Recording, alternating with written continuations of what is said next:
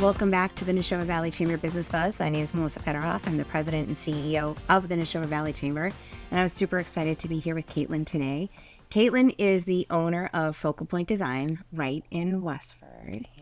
Very exciting. Mm-hmm. Focal Point Design is a family-owned design and remodeling company.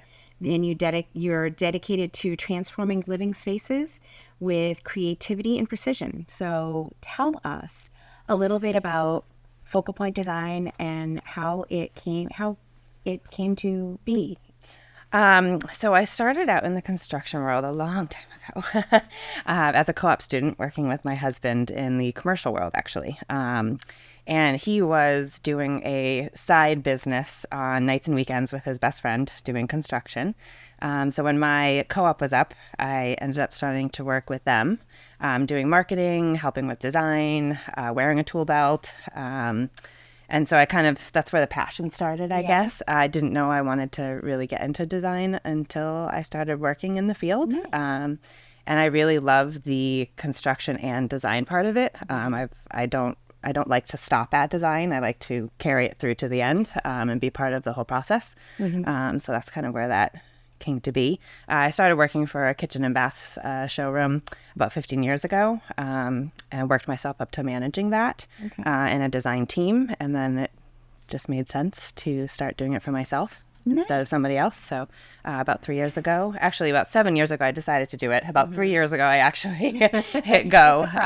Yes. And so it's been great. Wonderful. Yeah. So you are one of those people that you're very creative and you can envision things. And so I am a Pinterest fail person. Okay. So I don't know how that's possible, but sure. It's possible. In my head, I'm like, oh, this is going to look great. And then it comes together and it's like, oh, no, it does not. Yeah. But I've been to your showroom and you're one that has these visions and then it follows through. And so tell us about your showroom a little bit. Okay, so I have a 3,000 square foot showroom. I show all different types of spaces, not just kitchens and baths. I actually only have 2 kitchen designs in the showroom. I have a few bathrooms, mudroom, desks, laundry room. So any place that you could put cabinetry and need storage. And then those places, especially like the laundry room, you want to feel good in the laundry room because you're not doing fun things. So, putting those designs together and talking clients through how they want to feel when they're in those spaces and how they need to function.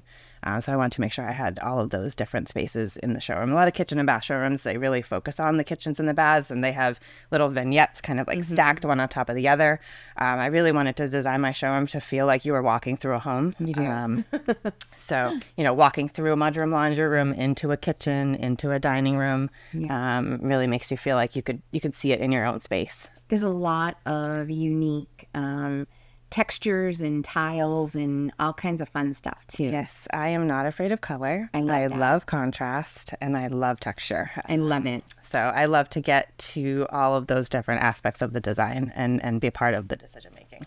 Why do you think that kitchens and bathrooms are the most impactful spaces to renovate? I mean, you spend a lot of time in them, specifically the kitchen. But bathrooms also, they were kind of an afterthought way back in the 60s and 70s. A lot of them look a lot the same. Mm-hmm. Same materials, same layout. And we do spend a lot more time in our bathrooms. People are putting steam showers and more luxurious things to spend more time and to have that kind of oasis. So, and then the return on investment. Yeah. Right. You're going to get the most return. What are some current trends that you're seeing? Oh, green. Green is still a trend. Okay. I'm doing either a green backsplash or a green island or a green hutch. I'm doing a lot of like green painted cabinets. Okay. And the white is going out. Really? And I'm doing more dark countertops now. I'm doing lots more stained wood. Okay. I'm not doing just 1 or 2 tone kitchens. I'm usually doing 3 tone kitchens. And we're kind of expanding the kitchen space beyond the kitchen walls, opening up spaces to look into other spaces. So making sure that those all kind of jive. Nice. What do you think is the homeowner's biggest mistake before starting a renovation? It's more that they don't give themselves enough time to prepare mentally and physically and emotionally for the process. I get a lot of people who thought about it and then get a contractor and then they're rushing me. And I don't think that's a great way to make decisions. Yeah. So I think a lot of mistakes end up happening that way. So I try to get people well in the beginning of the process and take them through the process and help them to not make those mistakes. How long of a process do you think? What would your, like, if ideal customer, like? Depends on the project. Okay. I do a lot of multi-room projects now. So, we really do need a lot of time, especially if those spaces are interacting. So beyond kitchens and baths, you do full home remodels and additions and new builds. How is that process different? So new construction, I like to start with the plans because I'm usually moving windows to accommodate the better layout for the kitchen, revising openings because they don't give me enough space for the depth of the cabinet and the countertop overhangs, things like that. With remodeling, it's totally different. I'm taking a space that is already there, and I can't really do a lot to change that unless they give me the liberty to do so. So the process is, I think it takes just as long because there's so much that goes into a new construction because it's a blank slate. But with remodeling, I like to create that blank slate so that people can envision what they want. So we do start with usually a blank slate for a kitchen. We'll actually look at just the walls because when you're in your space and you're so used to the layout that you have, it's hard to see beyond that. So I like to, especially for people who are open to opening up to additional areas of the home, that we look at that blank slate and kind of talk about how we would want to function through it now versus when it was designed, in the 50s or 60s or 70s. How do you help clients balance design vision with budget realities? I start the process and the selection process with just pick whatever you want to pick. And then as we go through, if I know their budget and I know that certain elements are going to be pushing them above their budget, I'll have them pick a secondary option. Or behind the scenes, as I'm estimating the project, I will create some of those options so that when we're reviewing the estimate, we're going a little bit above their budget. I already have options for them to create the same visual at a lesser price point. For someone walking into your showroom for the first time, what do you have them expect? So I give them the tour. I introduce them to all of the products. I start talking to them about why they came and what kind of projects they are thinking about doing. I do give them homework usually, and I send them to like a Pinterest or a Houzz site because I think there's so many different options out there, and my showroom can be overwhelming. Any showroom can. And so it helps me to direct them in my showroom if I have a couple visuals that I usually say don't go crazy because you could really go down a rabbit hole, but 5 or 6 images of a space that just make you feel good. And then we pull elements from those and kind of dissect them and figure out what parts that we should pull together into their own design. How important would you say that communication is with your clients? Key. We communicate in all different ways. From the beginning, emails, calls, and I do like to do a lot of things in person in the showroom. I have a lot of tools in the showroom to use to help through the process. Yeah. We have group text emails throughout the entire building part of the project, and email communication, and nowadays FaceTime, which has been really helpful. I have clients who are in Florida right now, and we're remodeling their spaces up here. Nice. And so FaceTime is essential to walk them through the space and let them know where we're at and go through any questions that we have. So that's been really helpful. Excellent. Yeah. So you've been a member of the Neshoba Valley Chamber. What advice would you give to other new businesses about getting involved in local organizations?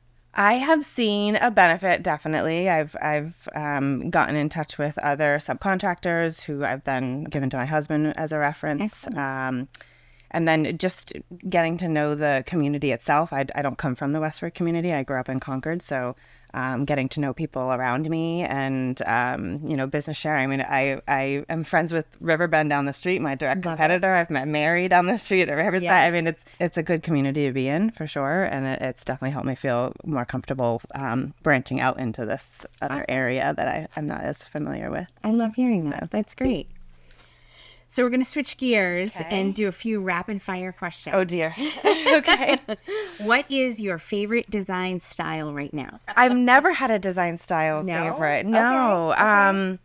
I think that's what helps me to do my job the best, There because you I go. can dive into any style. I mean, my personal style is, minimalistic. I like earthy, crunchy. I like things that you can see what they are. Like I like to see the grain of the wood. I like to see the texture of the tile. Anything that looks handmade and artisan. I like to mix in with some of our more polished finishes and things like that. There you go. One renovation trend that's on its way out. I think white kitchen. People are gonna watch this and they're gonna say she is out to lunch. But I do a lot less white kitchens, especially like the whole white surround with the different color island. It's just white is hard to maintain. We are growing families. The vacuum, the dog, the little kids, the spilling down the counter. It just they don't wear well. So I think people are starting to realize that, especially those who have white kitchens and are now redoing because of how they look. So Yep.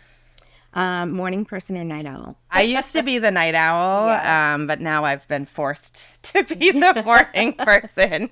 So I hit both ends. Yep. If you weren't in design and remodeling, what would you be doing? I've never been asked that question. No? No. Okay. I mean, I was designing houses for my troll dolls when I was Really? 5. So I feel like I never actually knew that I wanted to do this until I got into high school and did a drafting class. But That's perfect. I've always loved organizing and kind of having everything has a place. So it would probably be that, maybe like there you personal go. organizer or something All right. along I have those a friend lines. that could use that. So if you ever decide to change, let me know. Few closing questions. What is a piece of advice that you'd give to a homeowner considering renovating? Don't rush the process. Okay. Get all your ducks in a row, and don't rush the process, because rushing me doesn't help me to help you. And so, giving each phase of the project enough time, so that you can make sure that you're not making those mistakes. Because it's like an expensive endeavor, and you don't want to have get it right. regrets at the end. Yeah. Fair. Yep. How can listeners learn more about Focal Point Design? My website, and just coming down and checking out my showroom. And what's the website? It's focalpointshowroom.com. Okay. And I do explain my process on there. I don't have a lot of links to my manufacturers and vendors and stuff, because I think coming and seeing them. And what's the address for your showroom?